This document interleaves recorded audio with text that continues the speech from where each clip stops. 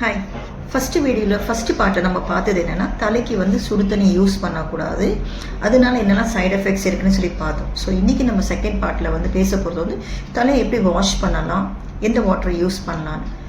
Best water வந்து warm வாட்டருங்க, look warm வாட்டர்னு சொல்லுவோம்ல, அந்த வாட்டர் நீங்கள் யூஸ் பண்ணுங்கள். லூக் வார்ம் வாட்டர் யூஸ் பண்ணுறதுல என்ன பெனிஃபிட்னா, உங்கள் நேச்சுரலான ஆயில் தலை ப்ரொடியூஸ் பண்ணுறதுன்னு சொல்கிறேன், அது வந்து தக்க வச்சுக்கும்.